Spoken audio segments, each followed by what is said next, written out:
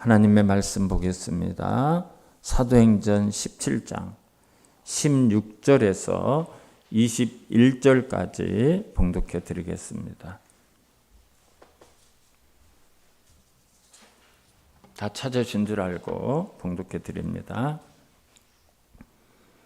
바울이 아덴에서 그들을 기다리다가 그 성에 우상이 가득한 것을 보고 마음에 격분하여 회당에서는 유대인들과 경건한 사람들과 또 장터에서는 날마다 만나는 사람들과 변론하니 어떤 에피쿠로스와 스토아 철학자들도 바울과 쟁론할세 어떤 사람은 이르되 이 말쟁이가 무슨 말을 하고자 하느냐 하고 어떤 사람은 이르되 이방 신들을 전하는 사람인가 보다 하니 이는 바울이 예수와 부활을 전하기 때문이로라. 그를 붙들어 아레오바고로 가며 말하기를 내가 말하는 이 새로운 가르침이 무엇인지 우리가 알 수 있겠느냐? 내가 어떤 이상한 것을 우리 귀에 들려주니 그 무슨 뜻인지 알고자 하노라 하니 모든 아덴 사람과 거기서 나그네 된 외국인들이 가장 새로운 것을 말하고 듣는 것 이외에는 달리 시간을 쓰지 않음이더라. 아멘. 할렐루야. 날씨가 추워져. 오늘 새벽에는 잘못하면 오늘 히터를 좀 틀어야 되겠다 이런 생각을 하면서 나왔습니다. 지난 주일에 우리가 본 내용을 제가 잠깐 말씀을 드려야 오늘 본문이 이해가 됩니다. 바울이 베레아에 가서 유대인들의 그 회당에 들어가서 말씀을 전했어요. 복음을 전했습니다. 그런데 베레아 사람들은 그곳에 있는 이방 사람들은 마음이 더 너그러워서 순수한 마음으로 간절한 마음으로 말씀을 잘 받아들였어요. 그리고 그것이 그런가 하여 집에 가서 날마다 그 받았던 말씀을 상고했다. 되돌아보고 이게 무슨 말씀인가 생각하는 시간을 가졌어요. 그래서 이 베레아에 믿는 사람이 많아졌다고 성경은 기록하고 있어요. 그런데 정작 유대인들은 그 말씀을 받아들이지 않아요. 아덴으로 피난을 가게 했어요. 이 아덴이라는 곳은 지금의 그리스 수도 아테네를 이야기합니다. 그곳으로 피난을 가게 했어요. 근데 피난을 가는 과정 속에서 같은 일행이었던 디모데와 실라를 같이 동행하지 못하고 바울 혼자 급하게 피하게 됐던 거예요. 그것이 지난주의 내용이었습니다. 그리고 오늘 본문 16절을 보면 이렇게 시작하죠. 바울이 아덴에서 그들을 기다리다가 원어의 뜻을 보면 사실은 우리가 생각하는 것과 전혀 다릅니다. 이것은 어떤 뜻이 있는가 하면 이런 뜻이에요. 그들이 오는 동안 바울이 하나님의 뜻을 묻는 시간을 가지고 기다리다가 이런 뜻이에요. 그러니까 바울이 단순히 디모데가 언제 올라나 실라가 언제 올라나 오면 어디로 또 복음을 어떻게 전해야 되겠다 이러면서 기다렸다는 것이 아니에요. 하나님, 제가 아시아에서 복음을 전하려고 하는데 하나님이 막으셨지 않습니까? 그리고 마게도냐 사람을 통해서 저를 이 마게도냐 땅, 이 유럽 땅으로 오게 하시고는 왜 유대인들이 저를 이렇게 핍박을 합니까? 왜 저를 두드려 맞게 하고 감옥에 가게 하고 제가 수많은 환난을 당하게 하고 오히려 이방인들은 이 복음을 받아들이는데 어째서 유대인들이 저를 이렇게 못살게 굴고 복음의 문을 자꾸 막고 하나님의 뜻이 여기에 어디에 있습니까? 도대체 하나님이 왜 이러십니까? 이런 시간을 가졌다는 거예요. 이런 시간을. 사랑하는 성도 여러분, 우리들도 이런 시간이 필요해요. 내가 하나님의 말씀대로 사역을 해요. 내가 하나님 말씀대로 신앙생활을 해요. 형통한 것 같고 잘 되고 정말 아무런 문제 없이 가다가 갑자기 예상하지 못했던 어려움이 딱 생기는 거예요. 하나님이 막으시는 것 같아요. 시련이 와요. 환난이 와요. 우리 삶에 그럴 때가 있죠. 그럴 때가 있어요. 내가 하나님 앞에 뭐 잘못한 게 있습니까? 내가 어떻게 하든지 하나님 말씀대로 살려고 노력하고 하나님이 원하시는 삶을 살려고 하는데 왜 이런 일이 나에게 생깁니까? 그럴 때가 있죠. 내가 나 잘 먹고 잘 살려고 이럽니까? 나는 어떻게 하든지 이래가지고 정말 하나님 앞에 쓰임 받기를 원하고 하나님께 영광 돌리기를 원하는데 왜 자꾸 넘어지게 합니까? 왜 시험에 들게 합니까?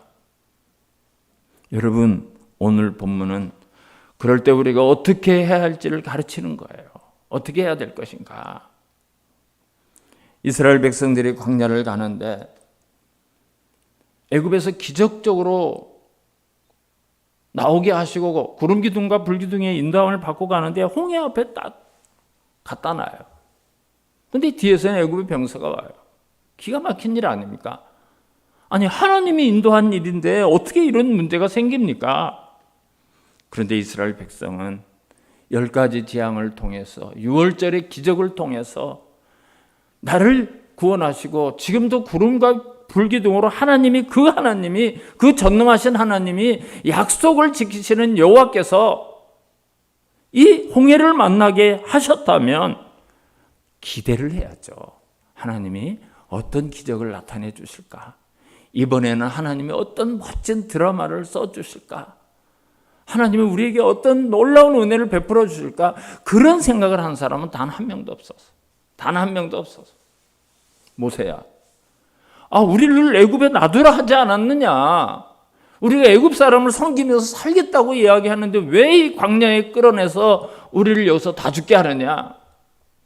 이게 이스라엘 백성들의 반응이었어요. 그곳에서 믿음을 가지고 이제 하나님이 하실 일을 기대하면서 신나면서 어떤 소망을 가지고 있었는 사람 단 하나도 없었어요. 오늘 바울 사도는 동역자 실라와 디모데를 기다리는 그 시간이 하나님의 섭리가 무엇입니까? 하나님이 나를 이곳에 보내놓고 이 아덴까지 내려다 놓고 왜 나에게 이런 아픔을 주시고 이런 고통을 주시고 나를 낙심하게 하고 시험에 들게 하고 도대체 왜 그러십니까, 하나님?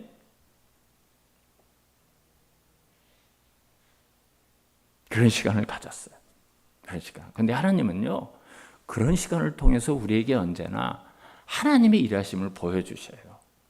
하나님의 뜻을 발견하게 하는, 하나님이 나에게 뭘 원하시는가, 그런 시간을 주시는 거예요. 16절을 다시 볼까요? 16절.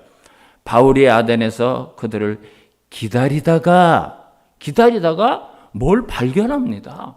뭘 발견해요? 기다리다가 뭘 발견하는 거예요. 바울이 그곳에서 무엇을 발견하는가 한번 잘 보세요. 그 성에 우상이 가득한 것을 보고 마음에 격분하여 하나님의 뜻을 묻고 하나님의 그런 섭리를 기다리는 시간을 가지던 바울이 이게 아덴에서 발견한 거예요. 아덴에서 발견.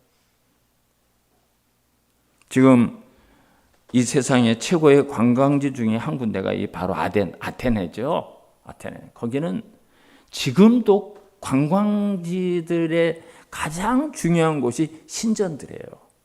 신전들. 얼마나 많은 신전들이 어마어마하게 서 있는지 몰라요. 제가 이 아테네는 안 가봤지만 터키의 그 7교회, 아시아 7교회를 돌아봤는데요. 사대라는 곳에 가면요, 신전 하나의 그 기둥이 한 대여섯 명이 이렇게 팔을 둘러야 이 신전 기둥 하나를 감사할 수가 있어요. 상상을 초월하는 어마어마한 신전들이 그렇게 만들어져 있어요. 우상의 신전들. 아테네가 그래요. 아테네라는 이름 자체가 신의 이름입니다. 여신이에요. 전쟁과 지혜의 여신. 우리 드라마 가운데 이 아테네에 대한 이야기가 나오는 그런 드라마가 있었어요. 아테네라는 이름 자체가 신의 이름이에요. 신, 여신인데요. 전쟁을 잘하는 신이고 지혜를 가지고 있는 신이라 아테네라는 신이 있어요. 근데 이 바울이 아테나를 이렇게 돌아다 보니까 얼마나 많은 신전들이 어마어마하게 세어 있는지 이 마음에서 막 화가, 분노가 격분했다. 이렇게. 마음을 막 감당할 수 없는, 주체할 수 없는 분노가 막 끌어올라는. 어떻게 이런 우상을, 이렇게 어마어마한 신전들을 많은, 그것도 한두 개의 신전이 아니라 열 몇 개의 신전을 만들어 놓고 이렇게 살아갈 수가 있는가? 그거를 본 거예요. 기다린 시간에 그걸 본 거예요. 원래 아테네는 홍콩이나 싱가포르 같은 도시국가였습니다. 그런데 주전 480년에 페르시아가 여기를 침공해 들어오죠. 그러니까 이제 아테네를 비롯해서 그 인근의 모든 도시국가들, 작은 나라들이 연합해서 우리가 페르시아를 막자 이래가지고 연합군들이 마라톤이라는 평원에서 전쟁을 하게 돼요. 근데 이 아테네를 비롯한 이 마게도니아의 연합군들이 승리를 하게 됩니다. 그런데 승리를 하니까 이 소식을 빨리, 그때 무슨 무전기가 있습니까? 뭐 인터넷이 있습니까? 전화기가 있습니까? 그런데 이 병사 하나가 거기서부터 42.19km를 달리기 시작해요. 그래서 아테네에 와가지고 우리가 마라톤에서 이겼습니다. 우리 연합군이 승리하겠습니다. 그래가지고 죽었다. 그걸 전하고 죽었다 이라는데 사실은 죽었는지 살았는지 잘 모른다고 그래요. 사람들이 그래 죽었다고 각색을 해요. 그 다음부터 이제 달리기 경기가 생겼어요. 42km를 달려. 그게 마라톤이죠. 그리고 이제 아테네에서 올림픽이 만들어지게 돼요. 그 경기에다 여러 경기를 합해가지고. 그래가지고 이 2500년 전부터 귀족들과 정치하는 모든 사람들이 아테네에 모여서, 많은 학자들이 아테네에 모여서 이제 공부도 하고 이렇게 정치를 하는 유명한 도시가 되었는데요. 그런데 2500년 전부터 이 아테네에는요, 왕족이나 귀족만 정치를 하는 게 아니에요. 일반 백성들이 왜 니들만 정치하냐? 우리 백성들도 정치를 참여를 하게 해달라. 이래가지고요. 그때 벌써 일반 백성들도 귀족들과 함께 어떤 정치들과 함께 아고라라고 하는 시장, 원래 그 시장터예요. 큰 광장에 나와서 날마다 토론을 하는 거야. 왜 정치를 이따구로 하느냐? 니들이 지금 잘못하는 거 아니냐? 백성들이 살려면 이렇게 해야 된다. 매일매일 그런 토론과 연설과 그런 의논이 이루어졌던 곳이 바로 아고라라는 아테네의 광장이에요. 그래서 그 당시에 모든 철학자들, 학자들, 소위 지혜가 있다는 사람들이 날마다 이 아테네 아고라 광장에 나와가지고 자기의 철학을 이야기해요. 자기의 정치론을 이야기해요. 자기의 인생관을 이야기해요. 그럼 또 다른 사람이 야, 그거는 잘못된 거다. 날마다 이게 이루어지는 것이 아테네의 그 아고라 광장에서 있었습니다. 그래서 오늘 17절 말씀을 보면 회당에서는 바울이 그랬다는 거죠. 유대인과 경건한 사람들과 또 장터에서는, 이게 바로 아고라 광장을 이야기하는 거예요. 날마다 만나는 사람들과 변론하니 그랬어요. 날마다. 그러니까 이 변론한다는 또 다른 뜻은 토론했다 이런 뜻입니다. 그러니까 이 아고라 광장에서 어떤 철학자들, 어떤 정치인들, 이런 사람들에게 날마다 예수 그리스도의 복음을 전해요. 우리의 그리스도는 우리를 구원하기 오신 메시아다. 그분이 십자가에서 우리 죄를 짓고 죽으셨지만 그분이 부활하셨다. 이런 이야기를 날마다 그들의 철학이 잘못된 것을 이야기하고 토론했다는 거예요. 또 이 아테네는요, 철학의 도시입니다. 모든 철학자들이 여기서 다 나오죠. 18절을 한번 볼까요? 어떤 에피쿠로스와 스토아 철학자들도 바울과 쟁론할세. 어떤 사람은 이르되 이 말장이가 무슨 말을 하고자 하느냐 하고, 어떤 사람은 이르되 이방 신들을 전하는 사람인가 보다 하니 이는 바울이 예수와 부활을 전하기 때문이로라 그랬어요. 그 여기에 아리스토텔레스니 플라톤이니 뭐 이런 철학자들이 다 이제 여기서 활동을 하고 나오게 되죠. 근데 여기 보니까 철학자들의 대표적인 두 사람의 그 학파가 나오죠. 18절에 어떤 에피쿠로스와 스토아 철학자들도 바울과 쟁론을 했다 그랬어요. 이 사람들이 바울과 토론한 사람들이에요. 이제 에피쿠로스라는 것이 나왔는데 이 철학자들은 어떤 주의의 철학자들은 쾌락주의자들입니다. 쾌락. 우리가 이 세상을 살아가면서 고통을 느끼고 공포가 오고 죽음이라는 두려움이 오고 아픔이 오는데 이것을 극복하고 이것을 해결하기 위해서는 쾌락만 한 게 없다. 쾌락이 우리 인간을 행복해 주는 거다. 우리 쾌락을 찾아 살아야 된다. 이 땅을 육신으로 사는 동안 어떻게 하든지 즐겁고 이 쾌락을 찾아야 된다. 이게 이 에피쿠로스 학파들이 주장하는 그런 사람들이 좋아하게 생겼죠. 근데 이 사람들은요, 아녀자들도 교육을 받으러 오면 교육을 시켜요. 심지어 노예들도 나 이 철학을 공부하고 싶습니다 하면 노예들까지도 거기 들어와서 그 공부를 해요. 가르쳐요. 그러니까 얼마나 많은 사람들이 이 철학을 좋아하는지 몰라요. 육체가 죽으면 끝난다. 이 땅에 사는 동안 쾌락을 느끼면서 살아라. 사람들이 좋아할 만하죠. 그러니까 많은 사람들이 이 철학을 추앙하고 이런 철학자들을 좋아하고 이렇게 따라다녔어요. 그리고 또 하나의 철학이 나왔죠. 스토아 철학자들도 그래요. 스토아 철학자들은 앞에서 말씀드린 이 쾌락주의자들과 완전히 반대되는 사람. 왜 인생을 그렇게 사냐? 우리가 동물이냐? 우리 이성적으로 살아야 된다. 사람답게 살아야 된다. 그리고 이 사람들은 놀랍게요. 귀족, 노예, 양반, 상놈 그런 거 없다. 모든 사람은 평등하다. 모든 사람은 평등하다. 그러니까 정말 2000년 전에 2500년, 300년 전에 굉장한 사상이 이 아테네에 있었어요. 이 뒤에도 얼마나 많은 인종차별, 남녀차별, 이런 지식에 가지고 있음에 대한 차별, 신분의 차별 얼마나 많았습니까? 근데 이때 벌써 모든 사람은 평등하다. 만민 평등, 만민 동등주의가 이 스토아 철학자들을 향해서 나오는 거예요. 물론 이들의 신과는 자연신, 모든 게 신이다. 뭐 이런 주의자, 이런 주의자들. 그러니까 당시에 인간은 쾌락을 쫓아 사는 것이 좋다. 이런 쾌락주의자들과 아니다. 사람이 어떻게 욕망을 따라서 살 수가 있냐. 이성적으로 살아야 된다. 모든 사람은 평등하다. 이 두 가지 사상이 아테네를 지배하고 있었어요. 그런데 이 둘 다 틀렸죠.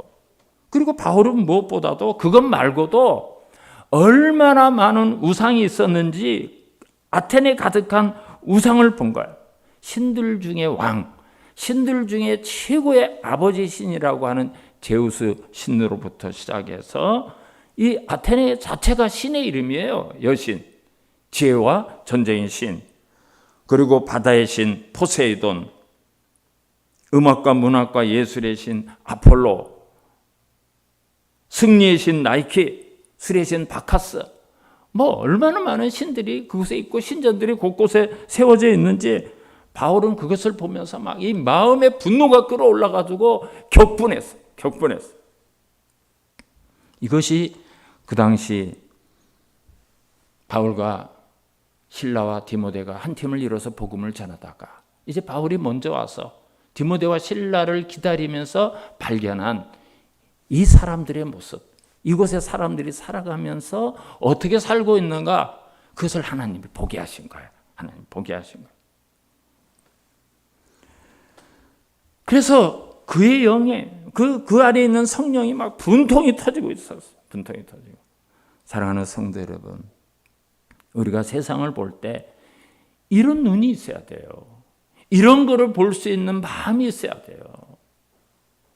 세상 사람들이 다 행복하게 살아가지만 세상 사람들이 추구하는 것들이 있지만 어떤 사람은 돈이 최고야, 권력이 최고야, 명예를 위해서, 힘을 위해서 이런 가치관으로 살아가지만 우리는 그것이 좋다고 따라갈 것이 아니라 그 안에 진리가 있는가, 그 안에 생명이 있는가, 구원이 있는가, 예수 그리스도가 있는가, 그걸 봐야 돼요. 그걸 봐야 돼요. 시편 1편을 보면 인생은 두 종류의 인생밖에 없다 그렇게 이야기해요. 복 있는 자와 망하는 자, 의인과 악인 둘밖에 없어요. 둘밖에.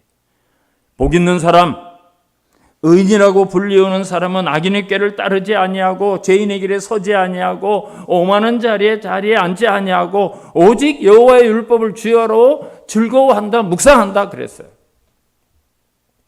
근데 악인은 그렇지 않는 사람이에요. 그렇지 않는 사람. 그 사람은 바람에 나는 개와 같고 결국 망하는 사람이에요. 심판을 받는 사람이에요. 두 종류의 사람밖에 없어요. 두 종류의 사람. 시편에서 말하는 그 망하는 사람들은 의인의 회중에 들어오지 못한다 그랬어요. 결코 의인과 함께 갈 수 없는 사람이 그 두 종류의 인간밖에 없습니다. 이 땅에는. 그래서 심판을 견디지 못하는 사람, 의인의 공동체에 들어오지 못하는 사람을 보면 오늘 바울의 마음처럼 우리가 불쌍히 여기면서 마음에서 격분이 일어나야 돼요. 통분이 일어나야 돼요. 이걸 어찌할까 하는 마음이 일어나야 돼요. 그래서 사도 바울은 그 분노하는 영을 가지고 그들에게 나가서 날마다 그 아고라 장터에서 예수 그리스도를 믿어야 구원을 받습니다. 그분은 우리를 위해서 십자가에서 죽으셨고 말씀하신 대로 3일 만에 부활했는데 우리가 구원을 얻으려면 그분을 믿어야 됩니다. 날마다 그걸 전한 거예요. 날마다 전한. 그게 우리가 전해야 될 복음이죠. 근데 바울이 전한 복음을 듣고 사람들이 두 가지의 평가를 해요. 한번 18절을 다시 볼까요? 어떤 에피쿠로스와 스토아 철학자들도 바울과 쟁론할세 날마다 거기서 토론을 하는 거예요. 어떤 사람은 이르되 이 말쟁이가 무슨 말을 하고자 하느냐 하고 말쟁이래요. 말쟁이다 그랬어요. 어떤 사람들은 이르되 이방 신들을 전하는 사람인가 보다 하니 이는 바울이 예수와 부활을 전하기 때문이라라. 한 사람들의 반응은 이 말쟁이라 이렇게 하고 또 한 사람들의 반응은 우리나라에 지금까지 안 들어온 다른 나라에만 있었던 그런 신이 있었나 보네. 그러면서 이제 두 가지 평가가 일어나게 돼요. 첫 번째 이 말장이라고 하는 말은 우리가 생각하기에는 말이 많다, 말을 잘한다, 뭐 정말 이렇게 생각하죠. 근데 사실은 이 성경을 번역하는 사람이 그래도 하나님의 말씀을 전하는데 좀 좋은 말을 써야지 하고 이 원래의 뜻과 다른 말을 쓴 거예요. 원래의 뜻은요, 쓰레기를 줍는 사람이다 이런 뜻이에요. 그러니까 바울이 전하는 것은 어디서 돌아다니는 정말 쓰레기 같은 말도 안 되는 그런 이야기를 지금 하고 있네. 저거 말도 안 돼. 무슨 뭐 이렇게 반응을 한 거예요. 사람들이. 자기들의 철학과 자기들이 주장하는 학문과 비교를 해보니까 아니 무슨 구원하는 사람이 와가지고 죽어가지고 뭐 그 사람이 부활하고 그 사람이 우리 죄를 다 짊어지고 졌다 하니까 저거 내가 쓰레기 같은 얘기를 하고 사람들이 반응이 막 그렇게 나왔다는 거예요. 그렇게 나. 그리고 이제 이방신들의 전한 사람이다. 이것은 아테네에 수많은 신들이 있었는데 저 신은 외국에서 들어온 새로운 신인가 보네. 어떤 이단이 하나 왔나 보다. 뭐 이 정도로 이렇게 받아들였다는 거예요. 근데 여러분, 바울이 예수 그리스도와 그분의 죽으심과 그분의 부활을 전하는데 거기에 학문적으로 뛰어난 수많은 학자들, 그 시대를 대표하는 학자들의 단 한 명도 알아먹는 사람이 아무도 없어요. 아무도 없어요. 여러분, 우리가 얼마나 놀라운 은혜와 이 성령의 역사가 얼마나 놀라운가 알고 있죠? 제가 정말 개떡같이 말씀을 전해도 우리 성도님은 찰떡같이 받아들이고 그 말씀의 은혜를 받고 막 어떤 때는 울기도 하고 막 감화감동 일어나서 주체할 수 없는 그런 심령을 주시기도 하고 이게 성령의 놀라운 은혜예요. 우리가 여러분 얼마나 큰 복을 받았는가 아셔야 돼요.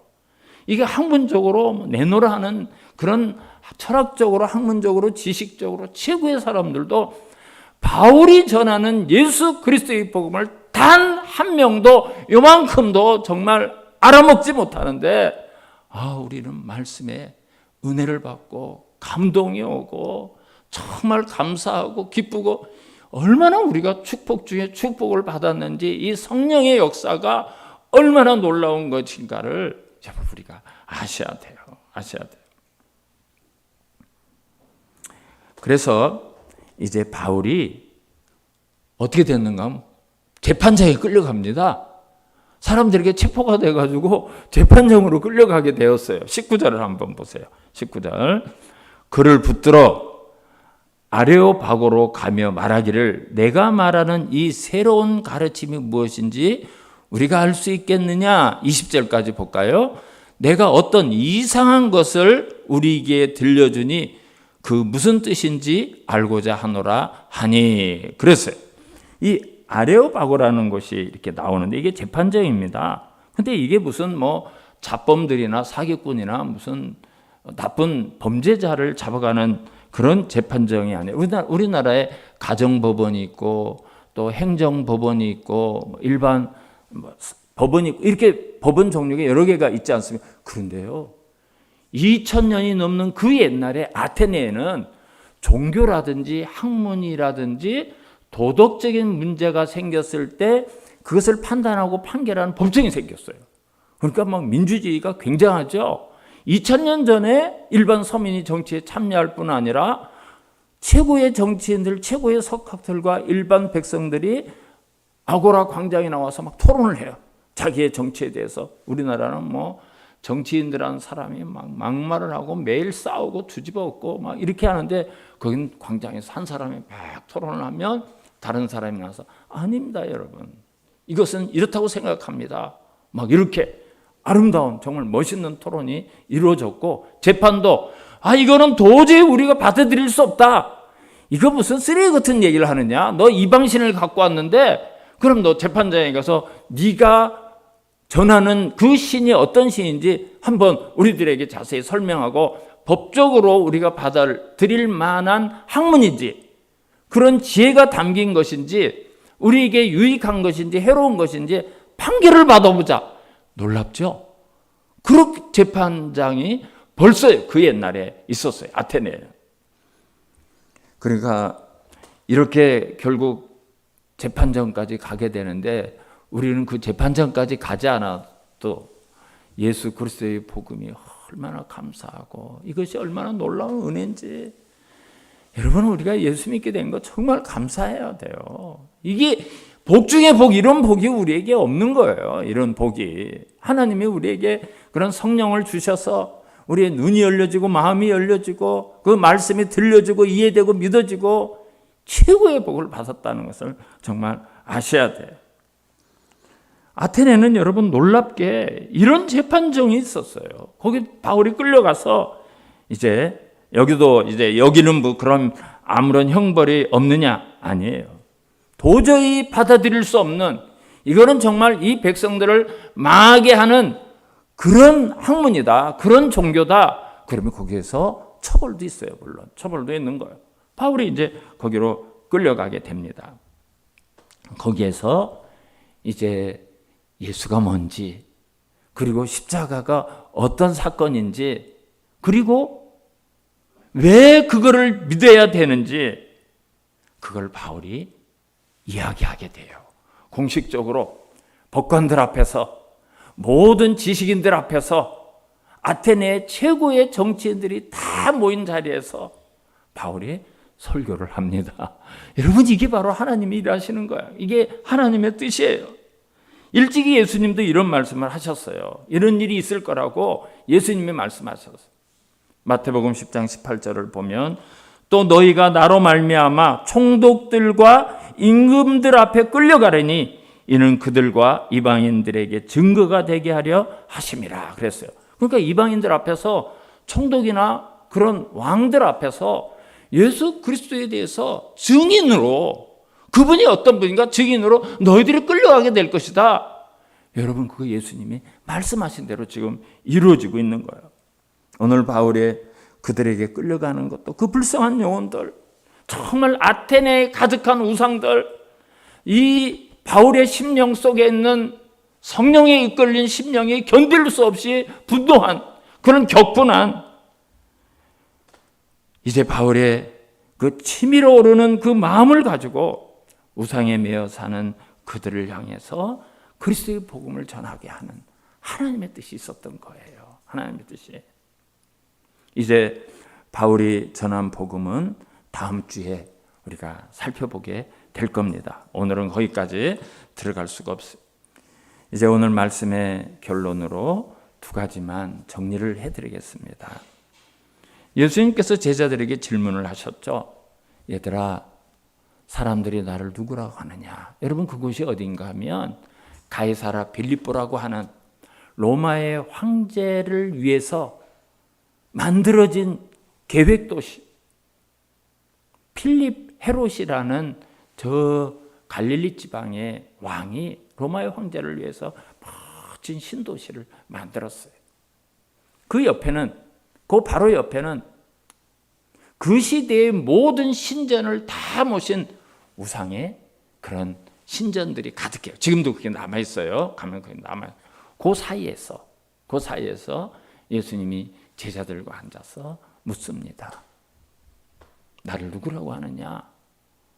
예, 선생님을 선지자 중에 한 사람이라고 세상 사람들은 이야기합니다. 세례 요한이 다시 살아났다고 얘기합니다. 엘리야 선지자라고 말합니다.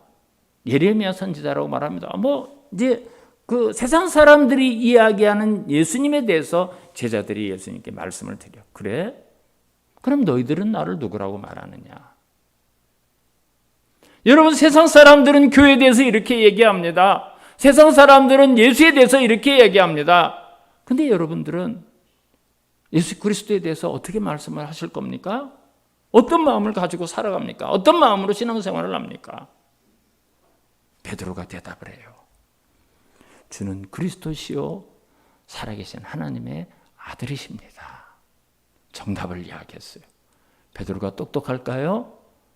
베드로가 정말 예수님에 대해서 정확하게 알고 있을까요? 베드로야, 네가 고백하는 이 신앙 위에, 이 고백 위에 교회를 세울 것이다. 교회는 베드로의 고백 위에 바로 주는 그리스도시요 살아계신 하나님의 아들이십니다라는 그 신앙을 가진 그 토대 위에 교회가 세워지는 거예요. 우리는 그 신앙을 믿는 거예요. 그런데 예수님이 거기서 아주 중요한 말씀을 하셔요. 마태복음 16장 18절 19절을 보면 예수님이 베드로와 거기 있는 제자들에게 이렇게 얘기해요.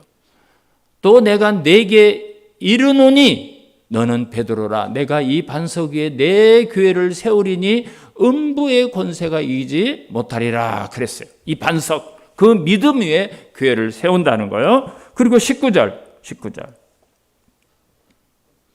내가 천국 열쇠를 내게 주리니 내가 땅에서 무엇이든지 매면 하늘에서도 매일 것이요 내가 땅에서 무엇이든지 풀면 하늘에서도 풀리리라. 이 말씀을 이제 예수님께서 하셔요.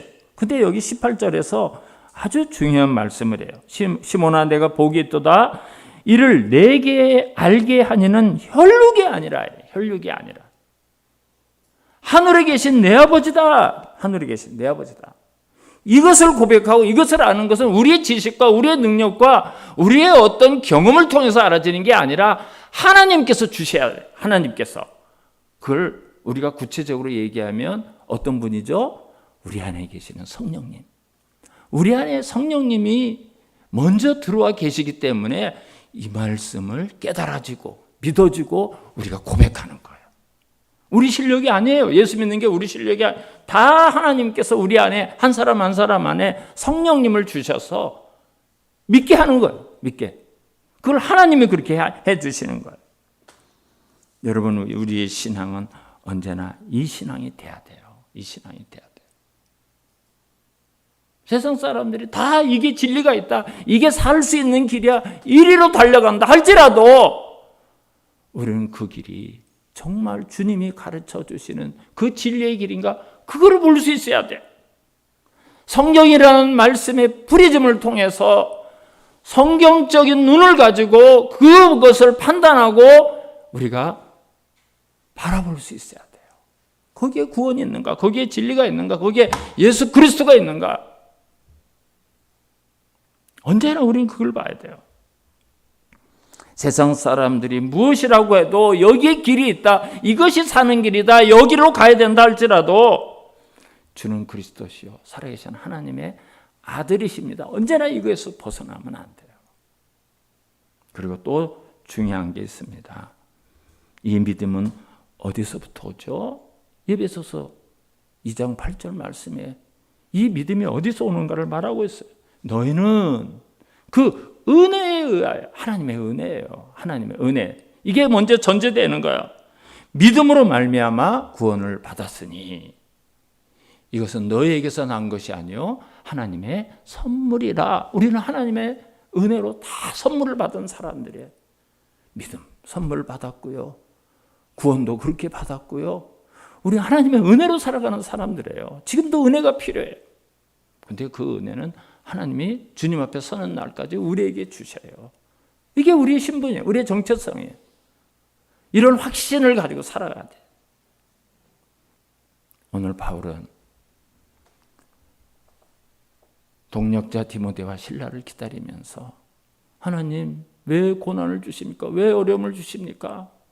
왜 나에게 이런 많은 태클이 걸려오게 합니까? 그러면서 눈을 들어서 그런 마음으로 눈을 들어서 아테네를 봤더니 얼마나 많은 잡신들이 있는지, 얼마나 말도 안 되는 철학을 가지고 매일 헛된 시간을, 이 마음이 막 격분해서 견딜 수 없는 그런 마음을 주셨어요. 우리가 세상을 보며 그런 마음을 가지고 그들에게 예수 그리스도의 복음을 전하는 전도자의 삶을 살아야 됩니다. 그것이 믿음을 주신 이유예요. 우리에게 성령을 주시고 교회가 그 믿음 위에 세워지는 거예요. 그 신앙 고백 위에. 우리의 신분을 다시 한번 확인하고 우리가 이 땅에서 어떻게 살아가야 될 것인지 다시 한번 확신하고 주님의 은혜로 주님의 종으로서 살아갈 수 있기를 주님의 이름으로 축원합니다.